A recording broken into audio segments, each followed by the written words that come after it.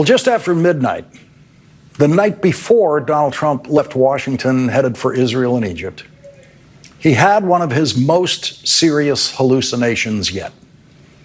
It was another Trump self-administered dementia test that he published on social media. At 12:38 a.m., Donald Trump said the Biden FBI placed 274 agents into the crowd on January 6th. If this is so, which it is, a lot of very good people will be owed big apologies. Okay, couple of things. First, Joe Biden never interfered with the FBI. Joe Biden never told a couple hundred FBI agents what to do, the way Donald Trump does. And second, Joe Biden was not president when a Trump mob attacked the Capitol on January 6th. Donald Trump was president that day, and Donald Trump was clearly hoping that the Trump mob would succeed in their mission to overturn a presidential election. What's up, everybody? Major Retired Patriot Ojeda here, and it's finally happening, and it's no surprise at all. Donald Trump has proven once again that the rumors about him are true. He's an unhinged lunatic that has lost all bearing on reality and who's plunged headfirst into a cesspool of paranoia and rage and is trying to drag us all down into his delusion. Donald Trump apparently now has no memory of telling that violent crowd to go to the Capitol and fight like hell. Yes, Donald Trump has been shitposting in the middle of the night, and everyone is wondering what is going on. Is he okay? Or why hasn't someone put him on a phone restriction? And the crap that he's rage posting about, it isn't even normal. I mean, we're talking about someone who is obviously suffering from some kind of mental issue. This is yet another Trump revelation that for any other president, especially Joe Biden, would be taken as proof that he is mentally incapable of doing the job of president. Just imagine what would have happened if Joe Biden had ever said that he was president during the January 6th attack on the Capitol. If Joe Biden had said something like that when he was president, you know how loud the screams in the news media would be for him to immediately resign the presidency, and you know exactly who those screams would come from.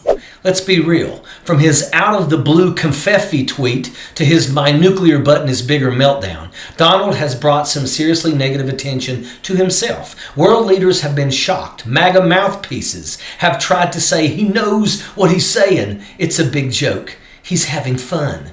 But there's something off about it all. I do think he needs mental health help, and I don't think anybody around him that works for him is going to do that because they're benefiting from his failure of mental health, his dementia. I wish somebody would help out the president of the United States. Meanwhile, he says a lot of crazy things. He doesn't have authority to arrest elected officials or really anybody where you don't have any example of a crime being committed. Something is wrong, and it seems that MAGA and the GOP are trying to cover it up like a cat scratching in a cat box. They can try to bury his latest shenanigan, but it stinks to the high heavens, and the rumors of him taking the train to Crazy Town are not going away. Now, in MAGA world, only Donald Trump's supposed victories are supposed to be oohed and awed about. His shortcomings are supposed to be swept under the rug and ignored, never to be talked about again. And that's been the case for most of it. Donald, for the most part, has been immune to the "could you imagine if Joe Biden did this" scrutiny. Trump seems to get a free pass from his MAGA base, the very same people who would spew their nonsensical crap about Joe Biden not being able to drink a bottle of water without shaking like a crackhead, walk down a ramp without holding onto a general, or close an umbrella before getting on Air Force One. Oh, wait, I'm sorry. That stuff Trump has done, not Biden. But either way, his loyal, little brain-dead minions slop it down like it's horse dewormer gospel.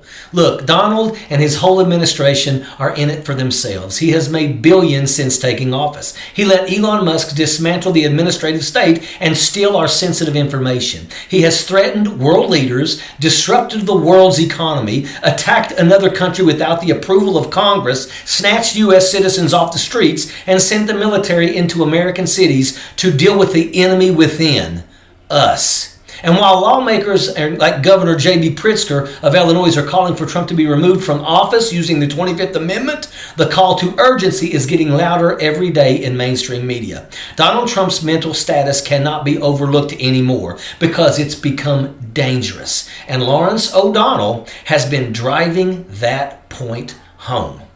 So, if this whole thing went over your head and you're wondering what happened that's got J.B. Pritzker, the governor of Illinois, and O'Donnell so fired up, you're not alone. Most folks haven't heard a damn thing about it because mainstream media barely touched it. Fox and all of Trump's little fanboys, they're pretending it never happened. They're too busy polishing his golf cart to mention that their guy had another midnight meltdown.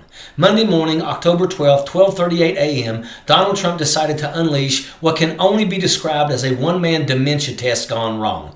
We don't know exactly what triggered it. Maybe he took one of his nighttime pills and woke up in a cold sweat. Maybe he wet the bed. Maybe he rolled over, smelled something foul, and thought, that can't be me. Must be Joe Biden. So he grabbed his phone, shuffled to the toilet, and rage-typed another FBI conspiracy straight into the internet. Whatever it wasn't normal. It wasn't presidential. It was pathetic, and it's got the world laughing at us while MAGA is posting memes about Trump saving the hostages and deserving the Nobel Peace Prize.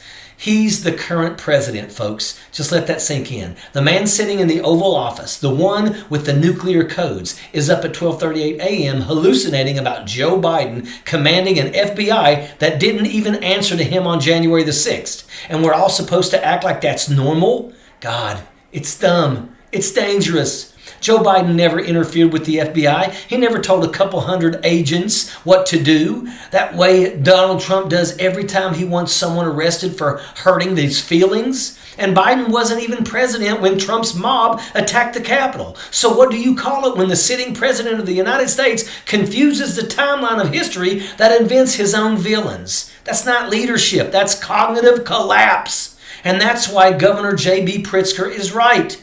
We've crossed into 25th Amendment territory. When a president becomes mentally unfit to carry out his duties, when the delusions start running the show, the vice president and the cabinet have a constitutional obligation to step in. That's not politics, that's survival. And Lawrence O'Donnell has been saying it for weeks.